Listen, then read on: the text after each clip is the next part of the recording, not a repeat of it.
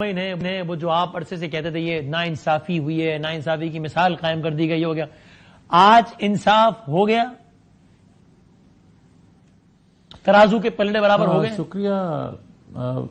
شکریہ وسیم بدامی صاحب، مگر میں گزارش کروں گا کہ ایک طرف تو خوشی ہے اور دوسری طرف ماتم ہے۔ خوشی اس بات کی ہے کہ اللہ تعالی نے زندگی میں نواز شریف کو سرخرو کیا، ورنہ یہ ہوتا ہے کہ آپ ذوالفقار علی بھٹو کو دیکھیں کہ ان کی سزا کے بہت بعد، ان کے دنیا فانی سے جانے کے بہت بعد جا کے اعتراف کیا گیا کہ وہ ناانصافی تھی، غلط فیصلہ تھا۔ اوکے۔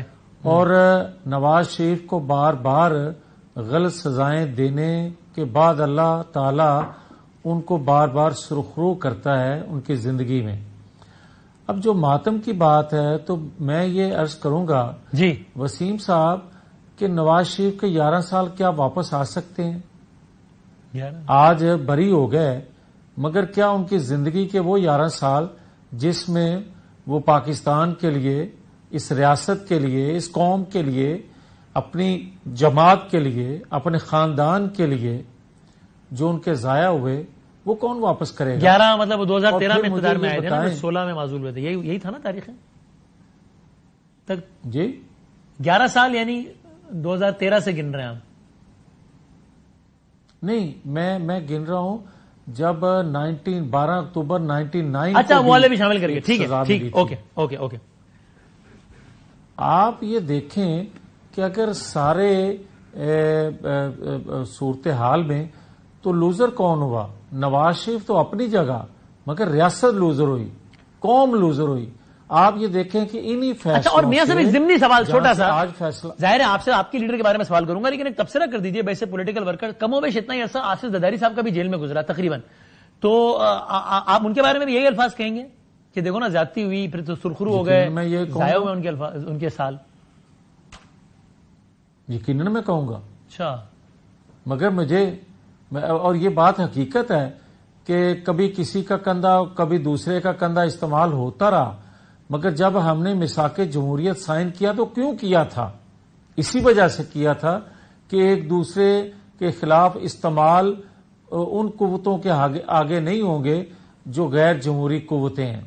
مگر آج جو میں کہنا چاہتا ہوں وسیم بدامی صاحب کہ مجھے یہ بتائے کوئی کہ جس بلڈنگ سے آج ایک فیصلہ آیا ہے اور آپ میرے پہ سوال کر رہے ہیں، جی اسی بلڈنگ سے آج سے 7 سال پہلے جو فیصلہ آیا تھا، کیا اس سے پاکستان کے اندر سیاسی اور معاشی طور پہ عدم استحکام نہیں آیا؟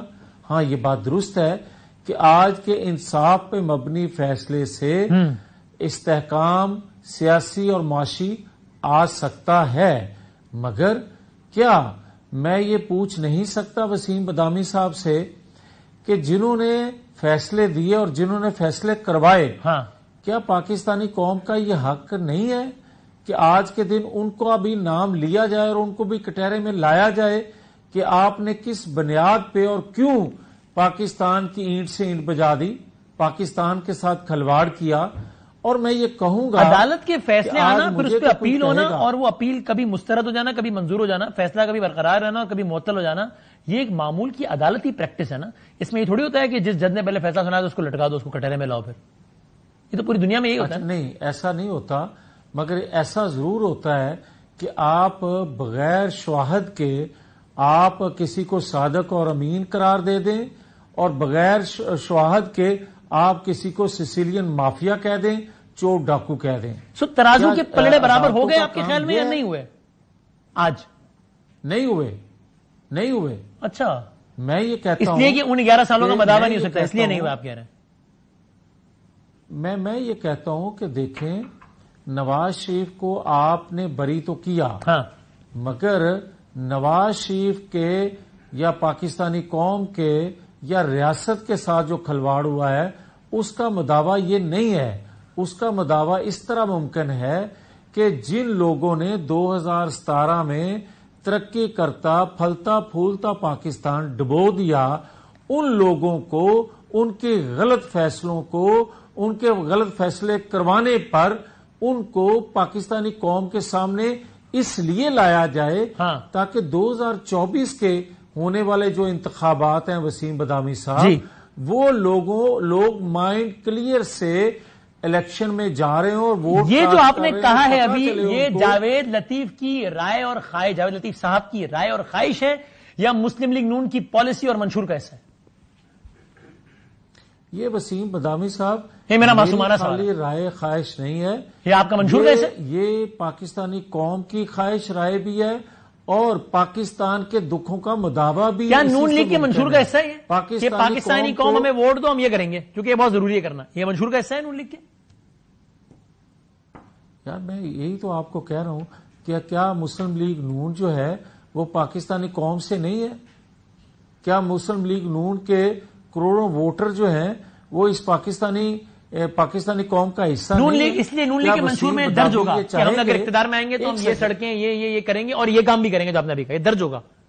یار میری بات سن لیں۔ جی سر، دو طریقے ہیں، ایک تو ہے پاکستان کے تمام اداروں میں خود احتسابی کا طریقہ کار موجود ہے وسیم صاحب، بدقسمتی سے جن کے خلاف خود احتسابی کا طریقہ کار موجود ہے اور حرکت میں آنا چاہیے وہ اتنے طاقتور ہو جاتے ہیں کہ وہ احتساب کا طریقہ کار ان کے سامنے بہت چھوٹا رہ جاتا ہے جس طرح ہوتا آیا ہے۔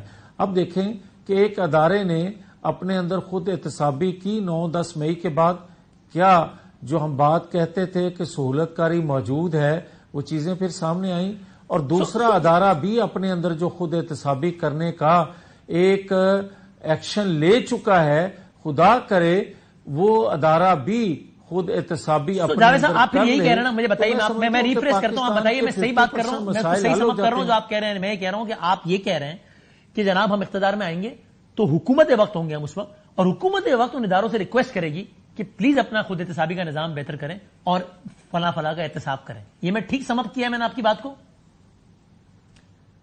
دیکھیں وسیم، مجھے یہ بتا دیں کہ میری ریکویسٹ کرنے سے یا آپ کی ریکویسٹ کرنے سے جو آئین آپ کو کہتا ہے، جو آپ کے اداروں کا قانون بنا ہوا ہے، جو پارلیمان بناتی ہے، تو کیا کس لیے بناتی ہے؟ اس پہ عمل نہیں ہونا چاہیے؟ اور کیا ہونا تو چاہیے، لیکن جب آپ حکومت میں آئیں گے تو پھر حکومت میں تو آگے بندہ خواہش کا اظہار نہیں کرتا نا، عمل کرتا ہے نا پھر تو میں آپ سے یہی تو پوچھ رہا ہوں کہ اب نہ جائے رفتن نہ پائے ماندن، کو ایک بات تو بتائیں نا، آپ یا تو کہیں ہم آئیں گے اور ہمیں کریں گے، یا آپ کہیں ہونا چاہیے اداروں سے ہم کہیں گے احتساب کر لو یار، کر لو تو مہربانی، نہیں کرو تو ٹھیک ہے بھائی۔ یار وسیم، آپ 3-4 کیس لگے ہوئے ہیں، آپ ان کے حوالے سے دیکھ کے میرے پہ سوال کریں۔ مجھے یہ بتائیں کہ فیض آباد دھرنے کی ججمنٹ آئی اور دینے والا جو ججمنٹ تھا اس کے خلاف کیا ایکشن ہوا؟ ریفرنس فائل ہوا؟ آج تک کیس وہ لٹکا ہوا ہے۔ پھر آپ یہ دیکھیں کہ 2017